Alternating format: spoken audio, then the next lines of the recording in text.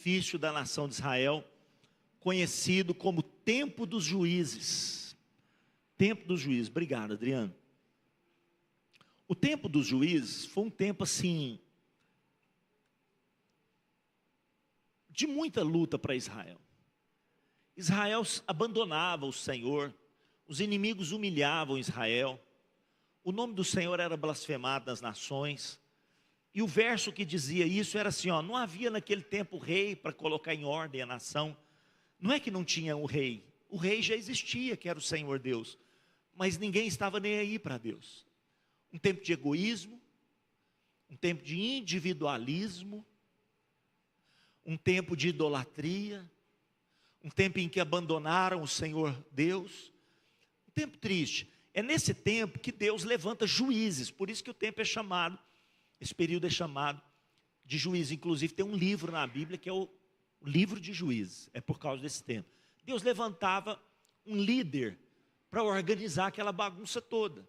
Então vocês conhecem a história de alguns desses líderes, por exemplo, Sansão. Sansão foi um juiz, né? As crianças conhecem muito Sansão, todos nós conhecemos Sansão. Sansão foi desse tempo dos juízes. Mas a própria história de Sansão é uma história triste. Por quê? Porque foi um tempo assim, o egoísmo, o individualismo reinava. É nesse tempo que começa lá de Josué, quando eles conquistam a terra, até Samuel, que é considerado o último juiz, é nesse tempo que surge essa mulher. Nesse tempo de dificuldade, de individualismo, que ela vai surgir. Deixa eu colocar o código aqui para a gente projetar. 67, 64, 72. Vamos ver se vai dar certo. Então, e essa mulher se chama Ana. A história dela é muito fácil de achar. Se você abrir no primeiro livro de Samuel, no capítulo 1, aí começa a história de Ana ali. 1 Samuel, capítulo 1. É muito fácil de achar. Está bem pertinho do começo da Bíblia ali. Se você abre a Bíblia lá de Gênesis, Êxodo, Levítico, Número e Deuteronômio, Josué, Juízes e Ruth. Terminou Ruth, você já vai entrar no livro de Samuel. O livro de Samuel começa a contar a história dessa mulher. Aliás, o livro de Samuel leva esse título porque conta a história do filho dessa mulher, que é Samuel, o profeta Samuel. Então, como que vai surgir Samuel? Da história dessa mulher, da história dessa mãe.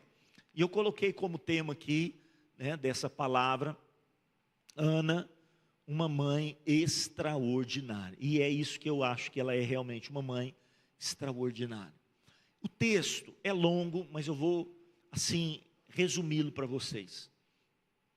Diz o texto lá em 1 Samuel, capítulo 1, a partir do verso 1 também, que essa mulher, ela se casa com um homem chamado Eucana, marido dela. E poxa, todas as mulheres, um sonho, um casamento, uma família. E logo no início do casamento dela, ela descobre que ela é estéril, ela não pode dar à luz. E começa ali uma batalha, porque Eucana é um homem próspero, é um homem que vem de uma linhagem também muito abençoada, e se ele não tem filhos, tudo que ele tem vai se perder, tudo que ele tem vai se perder, a história inclusive dos seus ancestrais vai parar, não vai dar continuidade. Um filho é a continuação da história dos seus pais, grava isso no seu coração. Filho não é só um filho, é a continuação de uma história, é o livro que continua sendo escrito.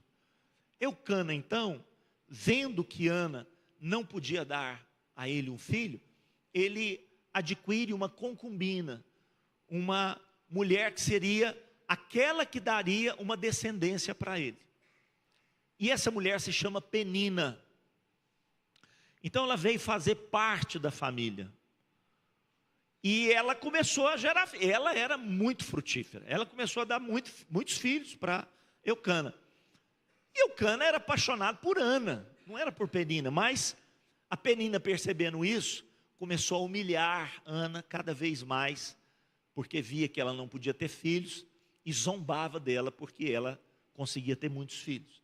E foi nesse drama que essa história aconteceu.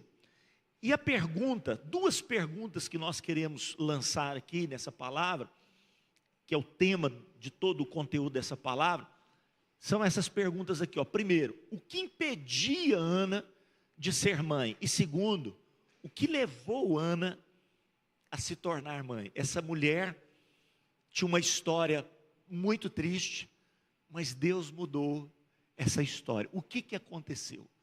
A primeira pergunta é o que impedia Ana de ser mãe. E é algo que não serve só para as mães, serve para todos nós. Primeira coisa que a gente percebe, o que impedia ela de ser mãe, nós vamos ver aqui 3 fatores, é que de fato ela era estéril, era um aspecto natural. Ela foi desprovida da possibilidade de gerar um filho. Eu coloquei ali, olha, o primeiro fator é um fator natural, físico. O aparelho reprodutor dela não funcionava, ela não tinha condições. Não se sabe, porque a ciência daquela época não era tão avançada para descobrir o que. Às vezes era uma falta de um hormônio. Às vezes era um tratamento simples que poderia ser feito. Hoje, por exemplo, nós temos, inclusive, a inseminação artificial. Então, hoje existe a possibilidade de uma mulher que não está gestando uma criança, conseguir isso através do avanço aí da ciência. Mas que na época não. Naquela época não tinha condição de isso acontecer. E aí a conclusão que nós chegamos em relação a isso, é que eu e você, irmãos, nós passamos por aquilo que eu falei lá, olha, aspectos limitadores. Todos nós passamos por aspectos limitadores. Todos nós temos limitações nas nossas vidas. Ninguém é pleno. Ninguém é completo. Ninguém é 100%. Ninguém é assim. Nós temos falhas, nós temos limitações. E aquela pessoa que se acha assim, nossa, eu sou o cara, coitada, essa aí talvez seja mais infeliz de todas as pessoas, né? Porque o orgulho tomou conta do coração dela, é uma pessoa arrogante, é uma pessoa que não consegue se socializar, porque ela não se relaciona para abençoar pessoas, mas ela se relaciona para se impor sobre as pessoas. Então é a pessoa talvez a mais deficiente de todas, seja essa, que pensa que não precisa de nada. Então todos nós somos carentes. Todos nós somos carentes. Eu falei pela manhã assim, a vida não é justa. E não é mesmo, né? Tem coisa na nossa vida que você fala, gente, por que isso foi acontecer comigo? É só eu que penso assim, irmão? Só eu? Tem mais gente que pensa. Aí, ó, graças a Deus, algumas pessoas, né? Se levantaram a mão comigo, graças a Deus que eu não estou sozinho. Muitas pessoas aqui não levantaram a mão, está tudo bem com você, está tudo tranquilo, nunca aconteceu nada com você, que você fala assim, isso foi tão estranho, né? Por exemplo, na minha família, eles estavam indo cultuar o Senhor em Uberlândia, sofreram um acidente, 2 irmãs minhas morreram, meu pai ficou na cama 17 anos, então assim, você fala, mas o que você estava fazendo? Nada, nós fomos cultuar o Senhor. Mas por que isso aconteceu com você? Não sei. Será que é Deus castigando? Será que é o capeta? Irmãos, tem coisa que não é nem Deus nem o capeta, não. É a vida. Quantos estão entendendo o que eu estou falando? A vida. Essas coisas acontecem. Agora, Deus pode usar isso, e nós vamos ver isso aqui, que Deus também impedia ela de ter filho, nós vamos perceber isso. Deus pode usar isso. O diabo pode usar essa situação também, gerando mágoa, ressentimento no nosso coração. Mas a ação primeira não é uma questão que foi Deus que foi lá e fez isso, não é isso. Ou o diabo que foi lá e fez isso. Não, é a vida é assim.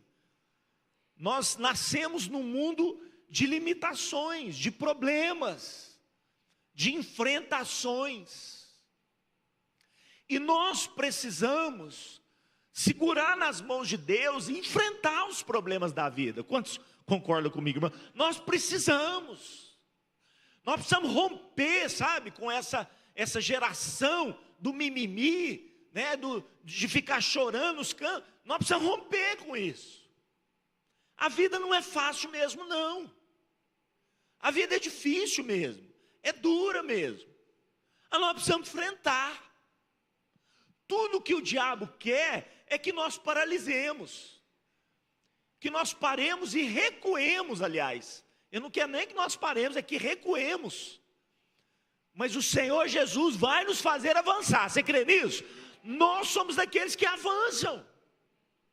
De fé em fé, de glória em glória. Você profetiza isso sobre sua vida, coloca a mão no seu coração e fala: eu sou dos que avançam. Fala comigo, de fé em fé, de glória em glória. Recebe essa unção sobre sua vida. Dá um aplauso para Jesus aí, bem forte. Em nome de Jesus. Então, irmãos, se não for assim, há uma contaminação que já começa a entrar na nossa vida, que é o quê? A insatisfação. E sabe o que a insatisfação faz conosco? Nos leva a enxergar o que nós não temos e não enxergar o que temos. A insatisfação nos leva à ingratidão. A ingratidão.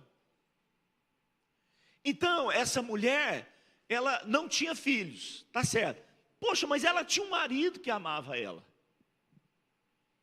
Ela tinha um marido que estava lá junto com ela. Ela foi uma mulher que foi cortejada. Poxa, talvez na sociedade dela tivessem várias mulheres que ficaram solteiras. Ela foi cortejada, ela se casou, ela tinha uma casa.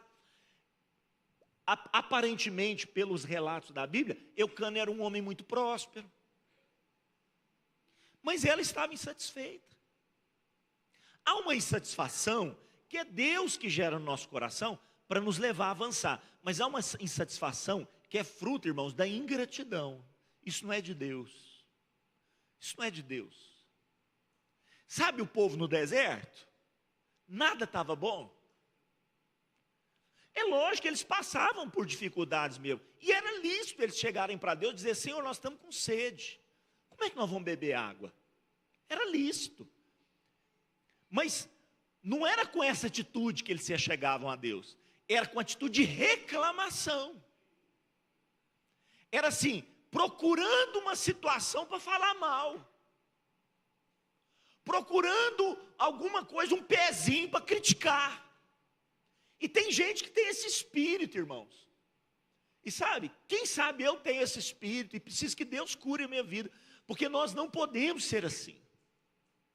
Nós precisamos ver as coisas boas. Jesus falou assim: se os teus olhos forem bons, todo o teu corpo será iluminado. Nós precisamos ter olhos bons. Quantos querem ter olhos bons? Tem olhos bons, irmãos. Tem pessoas que olham e já começam a criticar, já começam a falar mal. É fruto da insatisfação. Então, isso começou a acontecer com Ana. Outra coisa, ela tinha uma rival. Ela tinha uma mulher que ficava pegando o pé dela, a tal da Penina.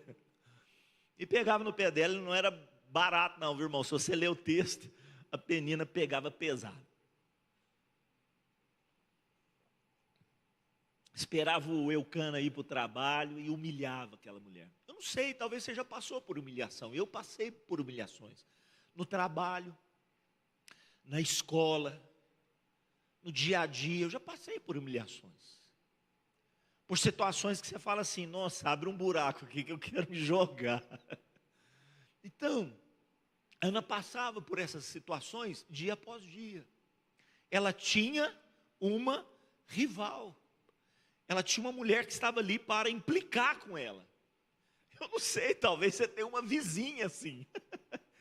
Talvez você tenha um colega de trabalho assim, né? Que você fala, não é um colega de trabalho, é um inimigo de trabalho.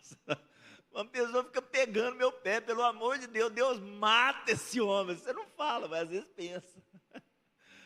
Não, desaparece, mas às vezes a pessoa não podia existir, não tem lógica. Assim é a vida, às vezes, são situações que acontecem comigo, com você. Então essa rival, ela provocava Ana e fazia o que com ela? Ela roubava de Ana a sua alegria. Tudo que o diabo quer, escute isso aqui, tudo que o diabo quer é roubar de mim a nossa fé, de mim e de você, a nossa fé e a nossa alegria. Um povo triste é um povo derrotado. Um povo triste é um povo derrotado. Um povo triste, irmãos, é um povo que fica fraco. Por que eu sei disso? Porque a Bíblia diz que a alegria do Senhor é o quê? A nossa força. Eu quero te desafiar nessa noite, né, não só as mamães, mas todos aqui nessa noite, a fazer aquilo que Jesus nos aconselhou: vigia. Ele não falou só para orar, ele falou para fazer o que também, gente? Vigiar, vigia. O diabo quer roubar a sua alegria, e fazia isso com Ana, todo dia. Ela provocava Ana, né? Isso gerava vários limitadores em Ana, e principalmente o limitador emocional. Agora veja bem, Ana já tinha um limite natural, físico, e agora ela tem um bloqueio emocional. E você sabe que muitas vezes as enfermidades que advêm a nós são de fatores psíquicos. É o que a ciência fala de enfermidades psicossomáticas, né? A palavra soma é corpo. Psicossomáticas vêm das emoções, da alma, da psique, e são transferidas para o corpo. Quem sabe Ana não era curada da sua esterilidade porque ela estava doente na alma. Deixa o Espírito Santo falar com você. Às vezes, para nós recebermos uma saúde no nosso corpo, antes do corpo, nós precisamos ser curados na alma. Pode ser, irmão, não estou dizendo que é tudo não, mas pode ser que tenha enfermidades que persistem nas nossas vidas. Por exemplo, eu por muitos anos sofri de uma bronquite, não tinha cura. E o médico uma vez chegou para minha mãe e falou assim: não, vai deve conviver com isso pro resto da vida. Mas depois que eu me converti, o Senhor me curou. E eu sei, o Espírito Santo falou isso no meu coração, que muito daquilo que eu fui curado a tal ponto, irmãos, que se eu subisse essa escada aqui, ó, eu já começava a passar mal. E ao ponto que Deus me levou, né? Eu não continuei as minhas corridas. Eu estava correndo, fazendo meia maratona já, eu já corri 21 quilômetros. E aí o que acontece? Eu só parei de correr por causa de um outro limitador físico, que é a minha coluna, não aguentou. A minha coluna, o médico falou assim, ó, pode parar, né, porque a sua coluna não está aguentando. Mas, poxa, eu fazia aqueles 21 quilômetros e eu chegava, né, e eu respirava normalmente, eu falava, poxa, como o Senhor é bom. O Senhor me curou. Eu não podia subir, buscar, correr 100 metros assim, eu já passava mal. Irmãos, era passar mal mesmo, passar mal mesmo. E eu sei, o Espírito Santo falou isso, testificou isso no meu coração, que muito dessa bronquite, no meu caso, tá, irmãos? Não estou dizendo que isso é genérico, não. No meu caso, muito dessa bronquite era por aspectos emocionais que eu vivenciei na minha infância. Situações da minha família. Então isso provocava essa crise. Quem sabe, não se sabe, mas quem sabe Ana não era curada fisicamente porque ela estava enferma emocionalmente. Olha o que Provérbios diz para nós. O coração alegre, o que ele é, irmãos? Bom remédio. Poxa, não estou dizendo que a gente precisa parar de tomar os remédios, porque é imprudência isso, né? Faz o exame, diagnosticou que foi curado, então para de tomar o remédio. Não é assim, eu paro de tomar o remédio e pronto. Não, irmãos. Por isso que Jesus mandava os leprosos ir lá para o templo, peça para o sacerdote conferir. O sacerdote era o médico da época. Tem gente que está fazendo abuso da fé. Não faça isso. O Senhor pode curar e pode fazer milagres, mas a ciência vai comprovar isso. Quantos estão entendendo o que eu estou falando? O exame vai falar, olha, não tem mais nada. Não tem mais nada, ótimo, bacana.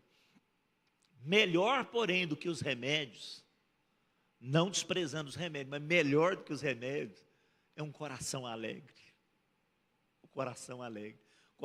Quando a alma está curada, o corpo começa a ter saúde, gente. Você recebe isso? Olha, o Senhor vai nos curar através de um espírito alegre. Um espírito de alegria vai vir sobre nós. Olha o contrário disso. O espírito abatido faz o quê? Secar os ossos. Ana se tornou uma mulher atribulada de espírito, triste, chorava constantemente. A Bíblia diz que ela ficou amarga.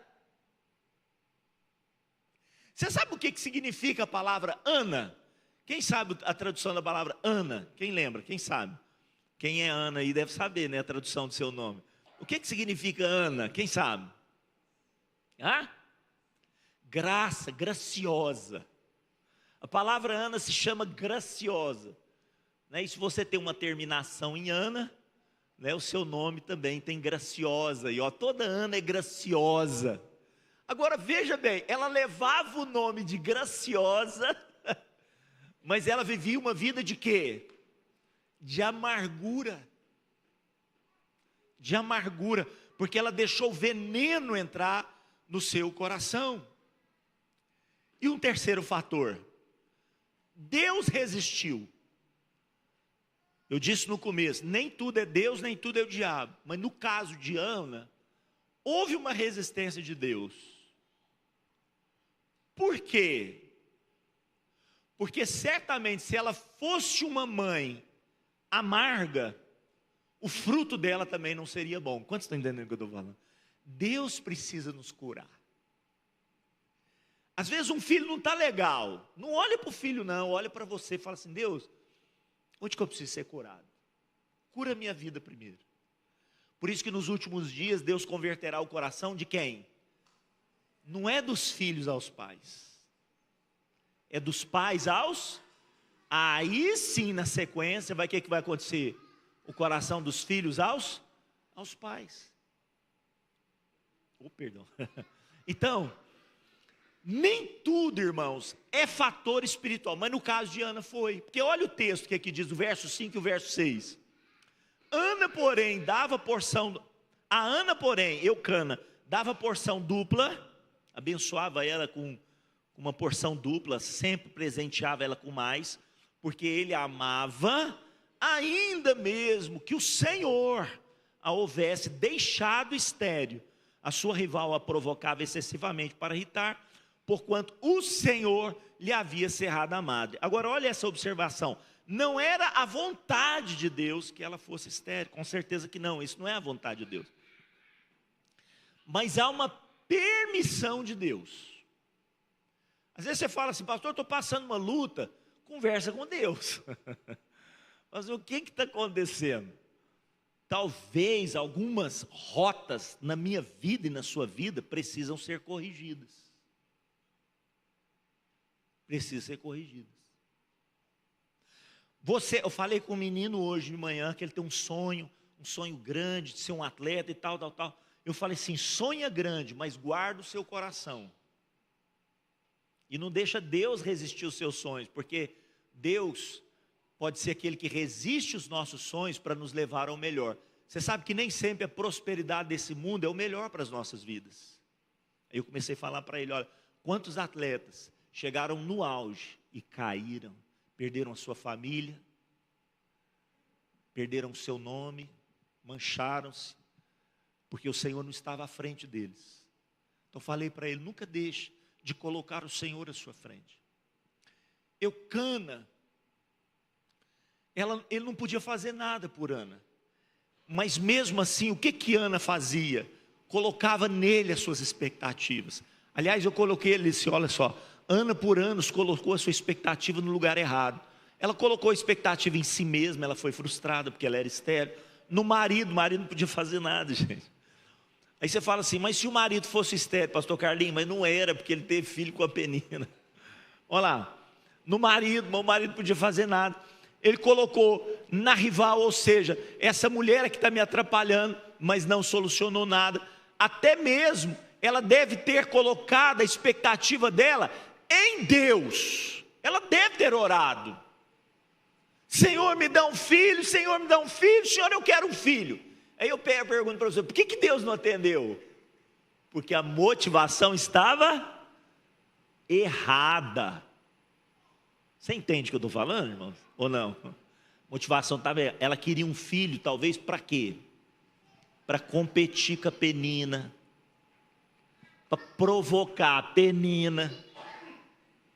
Então tem gente que está pedindo coisa para Deus, mas com a motivação que errada. E você fala assim, pô, eu peço e Deus me atende.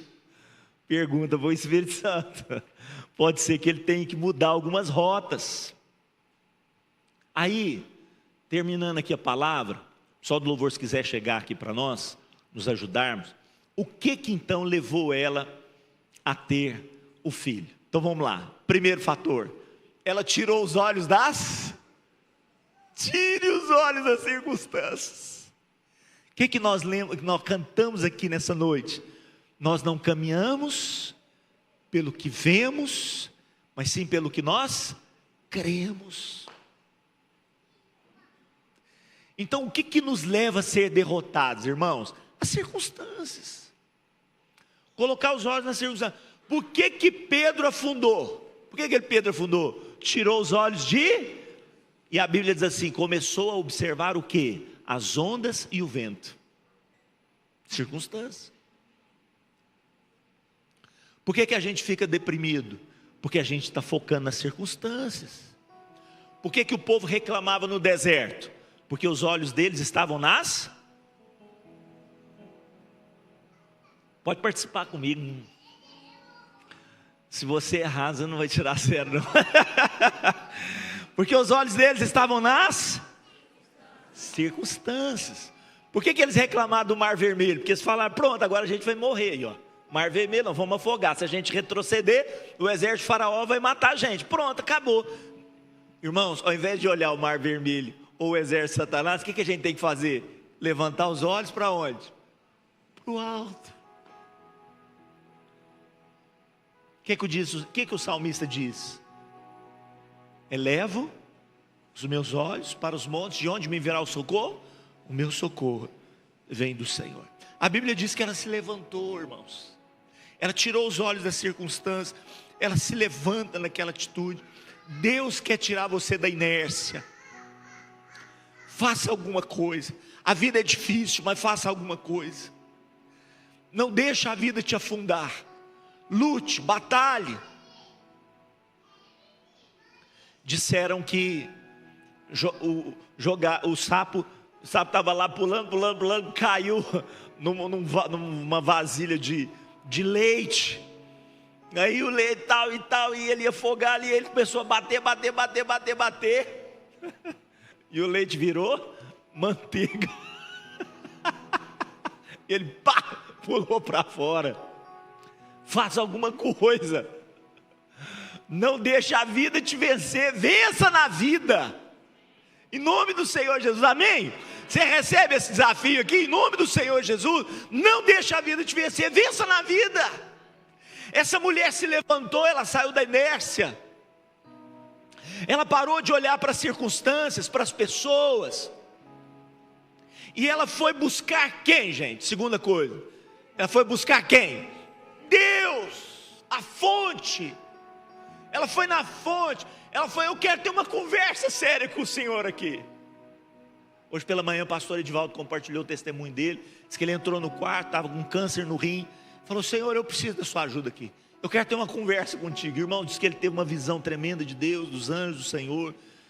E Deus foi dirigindo todas as coisas. Hoje ele está operado, está curado, está liberto do câncer dele, para a honra e glória do Senhor. Ana foi buscar aonde? A fonte. Só que agora, ela já tinha feito isso. Só que agora ela foi de todo o seu coração. Buscar-me-eis e me achareis quando me buscardes. Aí ela não rasgou as vestes dela, rasgou o coração dela. Falou assim, Senhor, eu sou mulher atribulada de espírito. Eu estou lutando, nada dá certo na minha vida. Mas eu estou aqui aos teus pés. Se tem alguém que pode me socorrer, é o Senhor. Ah, irmãos, Deus gosta desse tipo de pessoa que rasga o coração, conversa com Ele abertamente, coração aberto. Essa mulher se derramou aos pés do Senhor. Ela derramou o coração dela na presença do Senhor. Ela fez uma oração de sinceridade. E a terceira coisa pela qual ela se tornou mãe, ela fez a oração certa. Agora sim. Por isso que Deus estava resistindo ela. Porque Deus queria ouvir a oração certa. Eu fico lembrando do meu pai e da minha mãe, né? Pai, me dá isso, pai, me dá isso, pai, me dá isso. Ele cruzava os braços. Pai, por que o senhor não me dá? Qual que é a palavrinha mágica? Ah, papai, me dá isso, por favor. É possível que o senhor me dê isso, por favor. Ah, muito bem, meu filho. Educação. Pega um negocinho aí para ele. É mais ou menos assim que Deus faz comigo, com você. Ele espera a oração certa.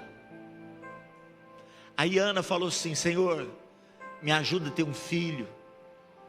Mas eu não quero um filho para mim, eu quero um filho para quem? Eu quero um filho para o Senhor. Se o seu filho é seu e só para você, ele tomou o lugar de Deus na sua vida. É por isso que nós vivemos essa geração aí toda atrapalhada. Ana fez a oração certa, falou assim: eu não quero um filho para mim, eu quero um filho para o Senhor. O dia que você entregar os seus filhos para o Senhor, aí Deus entra na guerra.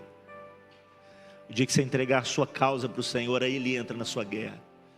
Ela falou: Senhor, me ajuda a gerar um filho.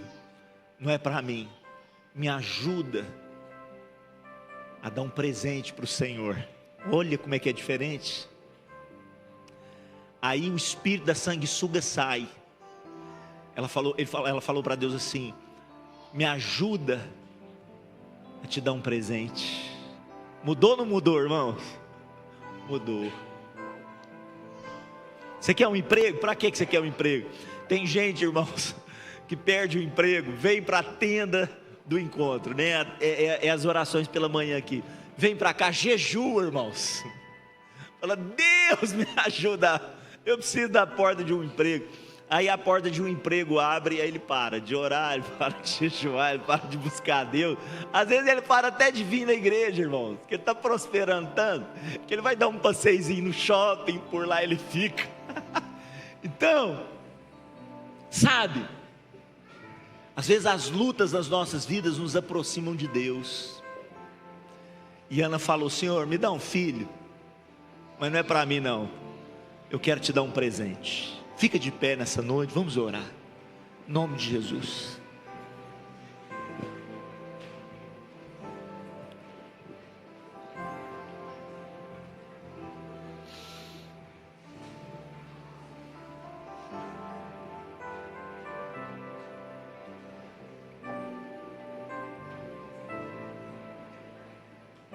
Amém.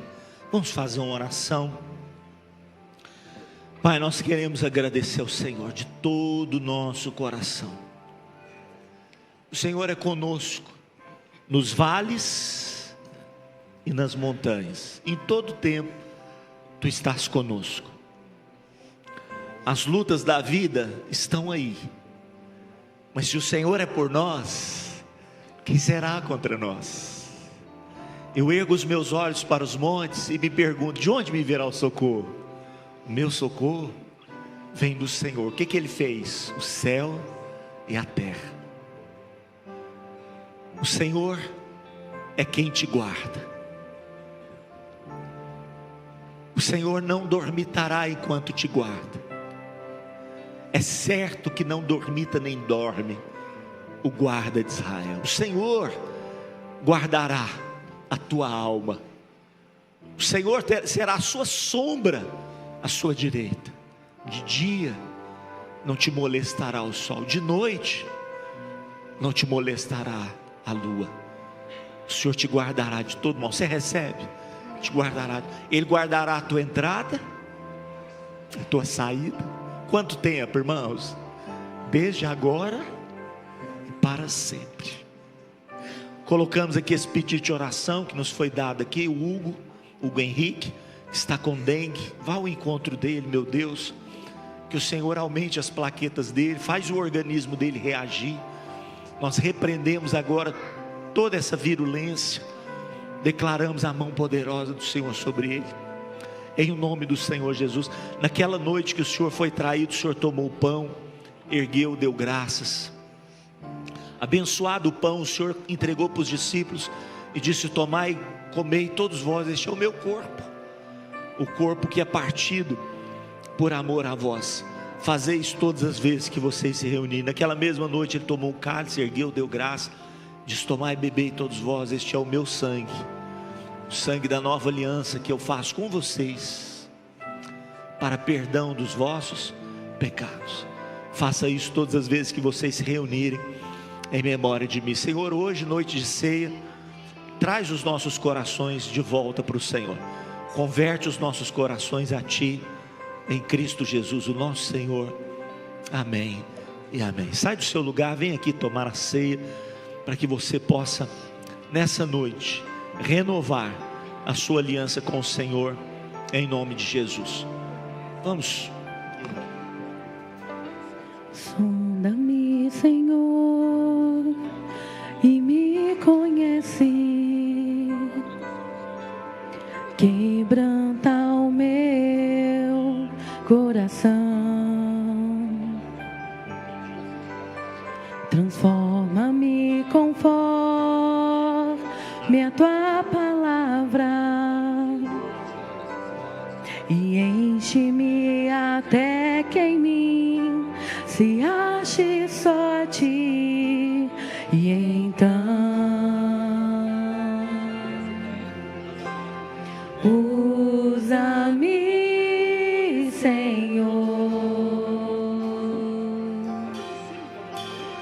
usa-me como um farol que brilha à noite, Como ponte sobre as águas, como abrigo no deserto, como flecha que acerta o alvo. Eu quero ser usado da maneira que te agrade, em qualquer hora e em qualquer lugar.